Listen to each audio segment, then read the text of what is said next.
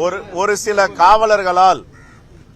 காவலர்களால் கொடூரமாக அடித்து உயிர் போகும் அளவிற்கு சித்திரவதை செய்த காவலர்களை வன்மையாக கண்டிக்கிறோம். காங்கிரஸ் பேரியக்கத்தின் சார்பாக இது போன்ற நிகழ்வுகள் தமிழ்நாட்டில் எந்த மூலையிலும் நடக்கக்கூடாது. காவல்துறை சட்டத்தை தன்னுடைய கையில் எடுத்துக்கொள்ளக்கூடாது. பல முன்னுதாரணங்கள் இருக்கின்றன. மாண்புமிகு முதலமைச்சர் அவர்கள் தமிழ்நாட்டுடைய வளர்ச்சியிலும் தமிழ்நாட்டு மக்களுடைய முன்னேற்றத்திலும் இரவும் பகலமாக அயராது உழைத்து வருகிறார். அவருடைய புகழுக்கும் நற்பெயருக்கும் களங்கம் விளைவிக்கும் இப்படிப்பட்ட சம்பவங்களை காவல்துறை தவிர்த்துக் கொள்ள வேண்டும். புகார் கொடுத்தவர் யார் என்ற பின்புலத்தை பார்த்திருக்க வேண்டும். இப்பொழுது புகார் கொடுத்தவர் மீதே ஏராளமான புகார்கள் இருக்கின்றன. நிறைய பேரை ஏமாற்றி இருக்கிறார். அது மட்டுமல்ல, முருகன் மாநாட்டையே முன்னிருந்து நடத்தினார் என்ற செய்தியும் வந்து கொண்டிருக்கின்றன. பாஜகவினுடைய ஒரு தலைவருடைய நெருங்கிய ஃபாலோவர் என்றெல்லாம் சொல்லப்படுகிறது. இதையெல்லாம் கூர்ந்து காவல்துறை கவனித்து விசாரணை செய்ய வேண்டும். யாரோ ஒருவர் புகார் கொடுக்கிறார், தங்க நகைகள் திருடியதாக என்றால் தங்க நகைகள் உண்மையிலேயே இருந்தனவா? எதற்காக தன்னுடைய காரில் தங்க நகையை வைத்து சென்று விட்டார்கள்? ஒரு அப்பாவி மீது எதற்காக உண்மைக்கு புறம்பான புகாரை அளித்திருக்கிறார்கள்? இதையெல்லாம் ஆய்வு செய்யாமல், முதல் தகவல் அறிக்கை பதிவு செய்யாமல் இப்படி ஒரு இரு காவலர்கள் செய்யும் இப்படிப்பட்ட செயல் எவ்வளவு பெரிய சங்கடத்தை உருவாக்குகிறது. ஒரு மகனை பறிகொடுத்த தாய், தம்பியை பறிகொடுத்த அண்ணன், அந்த குடும்பம் தத்தளித்துக் கொண்டிருக்கிறது. இன்னொரு பக்கம் தமிழ்நாட்டில் எவ்வளவு நேர்மையாக தூக்கமின்மையோடு உழைத்துக் கொண்டிருக்கின்ற மாண்புமிகு முதலமைச்சர் அளவுக்கு எப்படியாவது ஒரு சந்தர்ப்பம் கிடைக்குமா, குறை சொல்லலாமா என்று காத்துக் கொண்டிருப்பவர்களுக்கு இப்படிப்பட்ட வாய்ப்பை அளிக்கலாமா என்ற வேதனை தான் இங்கே நடந்து கொண்டிருக்கிறது. இது போன்ற சம்பவங்களை முழுவதையாக தவிர்க்க வேண்டும். ஒரு காலத்தில் சிபிஐ விசாரணை என்றால் சிபிஐ வானத்திலிருந்து குதித்ததா அப்படியெல்லாம் பேசிய முதலமைச்சர்கள் தமிழ்நாட்டில் இருந்திருக்கிறார்கள். ஆனால் ஒரு குரல், தமிழ்நாட்டு காவல்துறை இதை சரியாக விசாரிக்காது, நீதி கிடைக்காது என்று எல்லோரும் குக்குரல் எழுப்பிய போது, யார் வேண்டுமானாலும் விசாரிக்கட்டும், உண்மை வெளியே வரட்டும், நீதி கிடைக்கட்டும் என்று பெருந்தன்மையோடு எந்தவித தயக்கமும் இல்லாமல், கௌரவம் பார்க்காமல் சிபிஐ விசாரிக்கட்டும் என்ற மாண்பு முதலமைச்சரே இந்த வழக்கை மாற்றுவதற்கு இசைவு தந்திருக்கிறார் என்றால் அந்த நேர்மையும் துணிச்சலும் மாண்பு முதலமைச்சருக்கு இருப்பதை காட்டுகிறது. அதை நாங்கள் பாராட்ட கடமைப்பட்டிருக்கிறோம், வரவேற்கிறோம். யார் தப்பு செய்தாலும் அது தவறுதான், நெற்றிக்கண் திறப்பினும் குற்றம் குற்றமே என்ற அடிப்படையில் இந்த வழக்கை உண்மையாக விசாரிக்கட்டும் என்று மாண்பு முதலமைச்சர் ஏற்பாடு செய்திருக்கிறார். அந்த குடும்பத்தை பார்க்கும்போது மிகவும் வருத்தம் அளிக்கிறது. ஏதோ தன்னுடைய குடும்பத்தில் ஒருவன் எழுந்ததைப் போலதான் அங்கே அந்த காட்சி நம்மை எல்லாம் உணர வைக்கிறது. அரசு அவர்களுக்கு உதவித்தொகையும் வீட்டு மனையும் வேலை வாய்ப்பும் கொடுத்திருப்பது ஆறுதல் அளிக்கிறது. அந்த குடும்பத்தை சார்ந்த அஜித்துடைய அண்ணன் நவீன்குமார் என்பவருக்கு, சகோதரருக்கு ஆவின் நிறுவனத்தில் காரைக்குடியிலே வேலைவாய்ப்பு கொடுத்திருக்கிறார்கள். அந்த தாயும் சகோதரனும் ஒரு கோரிக்கை வைத்திருக்கிறார்கள். அந்த வீட்டிற்கு ஒரே மகன் அவர் மட்டும்தான். இங்கிருந்து காரைக்குடிக்கு பயணம் செய்து வருவதற்கு சங்கடங்கள் இருக்கின்றன, ஆபத்தும் இருக்கிறது. ஆகவே அருகாமையில் உள்ள ஆவின், மதுரை ஆவினிற்கு மாற்றம் செய்து தரும்படி ஒரு கோரிக்கை வைத்திருக்கிறார். நான் மாண்புமிகு முதலமைச்சரை பார்க்கும்பொழுது இதை சொல்லுவேன். பத்திரிகை வாயிலாக இந்த கோரிக்கை காங்கிரஸ் பேரியக்கத்தின் சார்பாக மாண்புமிகு முதலமைச்சருக்கு வைக்க கடமைப்பட்டிருக்கிறோம். அருகாமையில் உள்ள மதுரை ஆவினுடைய நிறுவனத்தில் அவருக்கு மாற்றம் ஏற்பாடு செய்து தர வேண்டும் என்று கேட்டுக்கொள்கிறோம்.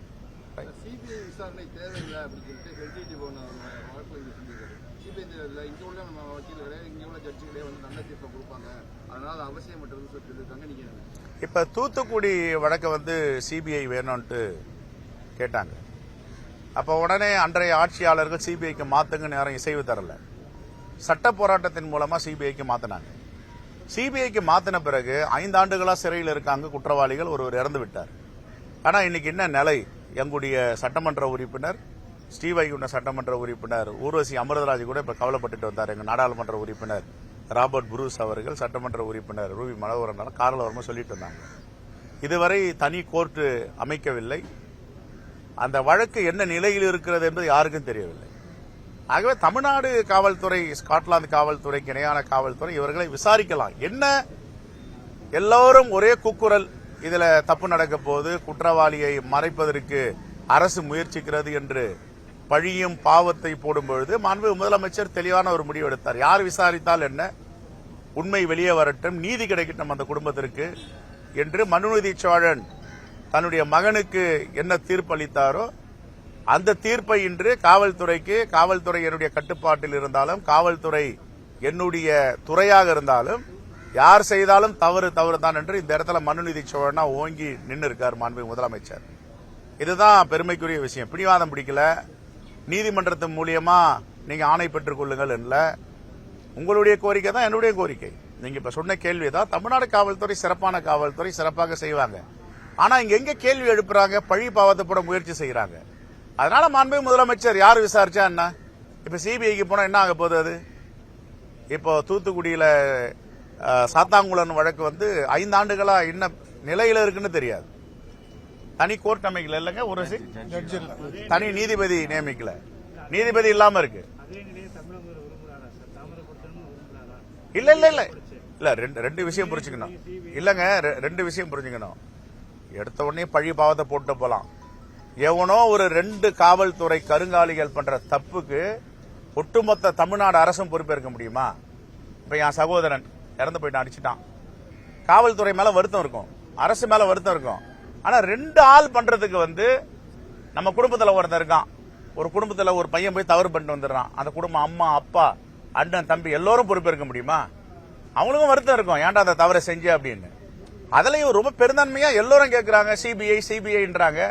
என்ன பயம் இருக்கு? ஒரு காலத்துல சிபிஐ வழக்கு வேணும் போது மேலாள் முதலமைச்சர் என்ன சொன்னாங்க, சிபிஐ வானத்துல இருந்து குதிச்சு வந்தவங்களா, அவங்களும் எங்க இருக்க காவல்துறை தானே, எங்க காவல்துறையோட சிறப்பா விசாரிப்பாங்களா, மாத்த முடியாது நாங்க. ஆனா இவர் பெருந்தன்மையா யார் வேணாலும் விசாரிக்கிட்டு, இப்ப கோரிக்கை கொடுக்கட்டும் குடும்பத்துல, இல்லங்க எங்களுக்கு சிபிஐ மேல நம்பிக்கை இல்ல, நம்ம காவல்துறை நல்லா விசாரணை கொடுக்கட்டும், நானே எடுத்து போய் பரிந்துரை பண்றேன், நாளைக்கு முதலமைச்சரை சந்திக்கிறேன். இந்த பழி பாவங்கள் ஏதாவது போட்டு விட்டுலாமா, போன மாதிரி பேசலாமா? குற்றச்சாட்டு எழுந்த உடனே அந்த அரசு நடவடிக்கை எடுத்திருந்ததுன்னா இது மேல குற்றச்சாட்டு குறைக்கப்பட்டிருக்காங்க. இப்ப என்ன நீதிமன்றம் வந்து குற்றம் வச்சதுக்கு அப்புறம் தான் தமிழக அரசு வந்து இந்த ஸ்டெப்பை எடுத்துச்சு அப்படின்னு குற்றச்சாட்டு தான் எதிர்கட்சியில் வைக்கிறாங்க. இது டெமோக்ராட்டிக் கண்ட்ரிங்க, ஜனநாயகம். இப்போ என்ட்ரி டிபேட் இப்ப பார்த்து பேசிட்டு போனாரு. நிறைய சிவில் சொசைட்டி அமைப்புகள் இருக்கு, நிறைய என்ஜிஓஸ் இருக்கு, எல்லாத்துக்கும் நியாயம் கேட்டு நீதிமன்றத்துக்கு போறாங்க. நான் என்ன சொல்றேன், இதை மறைப்பதற்கு என்ன தேவை இருக்கு? யாரோ ஒருத்தர் ஒரு மூலையில போயிட்டு ஒரு தவறு பண்றான் அப்படின்னா அவனை காப்பாற்றுறதுக்கு மறைப்பதற்கு என்ன தேவை இருக்குன்னு கேட்கிறேன். இப்போ ஒரு உதாரணம் சொல்றேன். எங்க மாவட்ட தலைவர் கிருஷ்ணன் இப்ப வரும்போது பேசிட்டு வந்தோம், பிரஸ்ல கூட என்ன மதுரை ஏர்போர்ட்ல கேட்டாங்க. ஒரு 80 வயதை கடந்தவர், அவர் ஏறக்குறைய 75-80 வயசு அவருக்கு, மாநகர மாவட்ட தலைவர். அவங்க பேரனுக்கும் பேரனுடைய மனைவிக்கும் தகராறு, அந்த மாதிரி தற்கொலை பண்ணிக்கிச்சு. நாங்க முழுக்க அந்த குடும்பத்தை பின்னாடி நிக்கிறோம். பாதிக்கப்பட்ட பெண் குடும்பத்தை பின்னாடி காங்கிரஸ் பேர் எங்க நிக்கிறது, பாதிக்கப்பட்டவங்க பக்கம் தான் நாங்க இருப்போம். உடனே என்ன பண்ணாங்க, மாவட்ட தலைவர் இருக்காரு, தாத்தாவுக்கு அவங்களுக்கு சம்பந்தமே கிடையாது. தாத்தா ஒரு ஊர்ல இருக்காரு, மகன் ஒரு ஊர்ல இருக்கான், பேரன் ஒரு ஊர்ல இருக்கான். உண்மையிலேயே பேரன் தப்பு பண்ணியிருக்கான் அப்படின்னா தாத்தாவுக்கு எதுக்கு என்ன சம்பந்தம் இருக்கு? அப்படிதான் எவ்வளவு 2 காவல்துறை கயவாளிகள் தப்ப பண்றான், கருங்காலிகள் அப்படின்னா என்டையர் அரசும் கவர்மெண்ட்டும் இதுக்கு பொறுப்பு இருக்கணும்னா எதிர்த்தல் நியாயம். அதே நேரத்தில் நீங்க கேட்கிற கேள்வி, இதை கட்டுப்படுத்தணும், இதை கடந்து நம்ம போயிட முடியாது. இனி வரும் காலங்களில் இப்படி இருந்தா உறுதியான நடவடிக்கை எடுக்கப்படும் அப்படின்றத ஏற்கனவே பாருங்க. சாத்தாங்குளம் வழக்கில் இன்னும் காவல்துறை சார்ந்த அதிகாரிகளுக்கு ஜாமீன் கிடைக்கல, 5 வருஷமா உள்ள இருக்காங்களே, கடுமையான நடவடிக்கை எடுக்கிறாங்களே. நம்ம ஒருத்தனை குச்சி எடுத்து தொடலாமா? நமக்கு என்ன உரிமை இருக்கு? நீதியரசர் பாசு தலைமையில ஒரு 10 கட்டளைகள் வச்சிருக்காங்க. எல்லா காவல்துறையிலையும் வந்து போர்டுல எழுதி வச்சிருக்காங்க, காவல்துறை மக்களின் நண்பன் அப்படின்னுட்டு. ஆனா எல்லோரும் இதை பின்பற்ற வேண்டும். யாராவது இது மாதிரி இருந்தாங்கன்னா, இப்போ தம்பி இறந்துட்டார், இனிமே உங்களுக்கு எவ்வளவு பனிஷ்மெண்ட் இருக்கு, எத்தனை ஆண்டுகள் சிறையில் இருக்க போறாங்க, தூக்கு தண்டனை கூட கொடுக்கலாம்.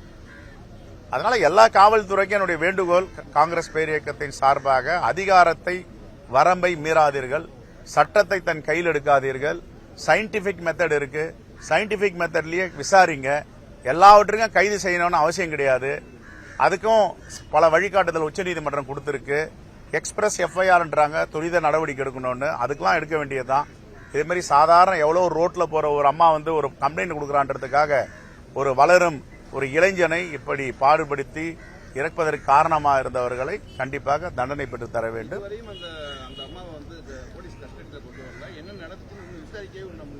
இல்லையே, இப்ப சிபிஐக்கு நீதிமன்றம் மாத்தி இருக்கு. தமிழ்நாடு அரசு அது கன்சர்ன் கொடுத்திருக்காங்க. தமிழ்நாடு கையில தான் இருக்குது. இனி இந்த ஜட்ஜ் வந்து அதை வந்து ஆய்வு பண்ணி அது சிபிஐயா இல்ல நம்மளா விசாரிக்கலாமான்னு சொல்லுவாங்க. இல்ல, இது ஜூரி நீதிமன்றத்துடைய பார்வையில் இருக்கிறதுனால நீதிமன்றம் என்ன முடிவு எடுக்குதோ விடுவாங்க. அவங்கள எப்படி விட்டுற முடியும்?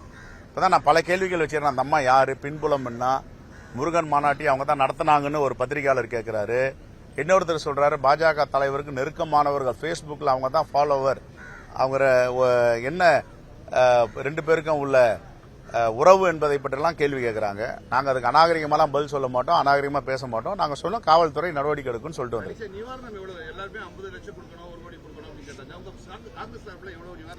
இதுக்கெல்லாம் வந்து லிமிட்டே கிடையாதுங்க. போன உயிரை மீண்டும் திரும்பி கொண்டு வர முடியாது. ஒரு கோடி ரூபாய் தாராளமா கொடுக்கலாம், தவறு கிடையாது. காவல்துறையில இறந்தா எவ்வளவு கொடுக்குறோம்? காவல்துறையில இறந்தா எவ்வளவு கொடுக்குறோம்? 1 கோடி ரூபாய் கொடுக்குறோம்ல. இப்ப காவல்துறையால் கொல்லப்பட்டவர் 1 கோடி கொடுக்கலாம், ஒன்னும் தவறு கிடையாது.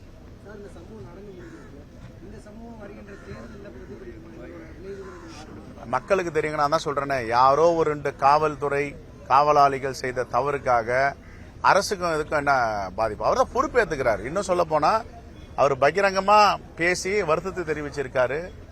இது மாதிரிலாம் ஒரு ஆனஸ்டா நேர்மையா எதையும் வந்து எனக்கு தெரியாது, நான் பார்க்கல, தகவல் வந்துச்சு சொல்ற முதலமைச்சர் இல்ல. தொலைக்காட்சி வழியா தான் நான் கேட்டு தெரிஞ்சிட்டேன்ற முதலமைச்சர் கிடையாது. நம்முடைய தமிழ்நாட்டு முதலமைச்சர் பொறுப்பேற்றுக் கொள்ளுகிறார். நான் பொறுப்பேற்றுக் கொள்ளுகிறேன், இதுக்கு வருத்தம் தெரிவிக்கிறேன் அப்படின்னு அவங்க கிட்டே பேசி தகவல் எல்லாம் சேகரிச்சிருக்காரு.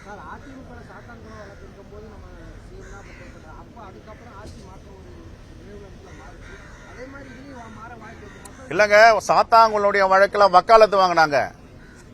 சாத்தாங்குளம் வழக்குல காவல்துறையும் அரசும் வக்காலத்து வாங்குச்சு. இப்படி நடக்கல, இவங்க வந்து உள்ளுக்குள்ள வந்து இறந்து போயிட்டாங்க, மருத்துவமனையில் இருந்தாங்க. அப்ப இருக்கிற காவல்துறை அதிகாரிகள் எல்லாம் என்னென்ன ஃபேப்ரிகேட் பண்ணமோ எல்லாத்தையும் பண்ணாங்க. ஆனா இங்க அதுக்கு அனுமதிக்கல. அதுக்கெல்லாம் 44 இடங்களில் அடிபட்டிருக்குன்னு மருத்துவர்கள் நீதிமன்றத்தில் இருக்கிற ஃபேக்ட போய் சொல்லி இருக்கிறாங்க. முன்னாடி அப்படி ஆரம்பத்தில் சொல்லல, ஆரம்பத்தில் மறைக்கப்பட்டது.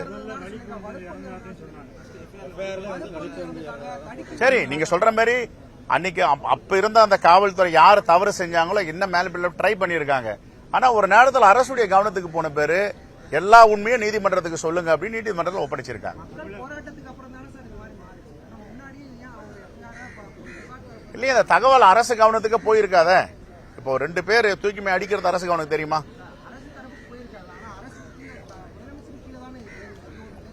நான் பாருங்க, ஒட்டு மொத்தமா சொல்றேன், இதை யாரும் ஜஸ்டிஃபை பண்ணவே விரும்பல. காவல்துறை காப்பாற்றுவோம் நாங்க வந்திருக்கோம், காவல்துறை காப்பாற்றலாம் நாங்க வரல. காவல்துறை செய்த தவறை கண்டிக்க தான் வந்திருக்கோம். எங்க வீட்டுல இப்ப சகோதரன் இறந்து போனா எந்த அளவுக்கு வருத்தம் இருக்குமோ அதை விட வருத்தம் இருக்கு. ஆக நாங்க எங்க டிபெண்ட் பண்றோம் காவல்துறையை? டிபெண்ட் பண்ணா நீங்க இந்த கேள்வி எல்லாம் கேட்கலாம். தப்பு தான்றமே. வரட்டும், என்ன நடவடிக்கை வருதுன்னு பாப்போம். எங்க மாவட்ட தலைவர் உடனே வந்து பாத்திருக்காரு, எங்க சட்டமன்ற உறுப்பினர் வந்து பாத்திருக்காரு, எங்க நாடாளுமன்ற உறுப்பினர் வெளிநாட்டில் இருக்காரு, ஒரு மேனாள் நிதியமைச்சர் ஐயா சிதம்பரம் வந்து சுப்ரீம் கோர்ட்ல ஒரு முக்கியமான வழக்குல மாட்டிட்டு இருக்காரு. எப்பவும் பேசியிருக்காரு தொலைபேசி வழியா, அந்த அம்மா கிட்டையும் அவருடைய சகோதரர் நவீன்குமார் கிட்டையும் பேசியிருக்காரு. அதனால நாங்க விட்டுற மாட்டோம், நாங்களும் மானிட்டர் பண்ணுவோம். இது எங்களுடைய நாடாளுமன்ற தொகுதி இருக்கிற மாவட்டம் தொகுதி, அவளை ஈஸியா நாங்களும் விட்ட மாட்டோம், கண்காணிப்போம். நன்றி. இல்லங்க, நாங்க அறிவிக்கிறோம். தேங்க்யூ.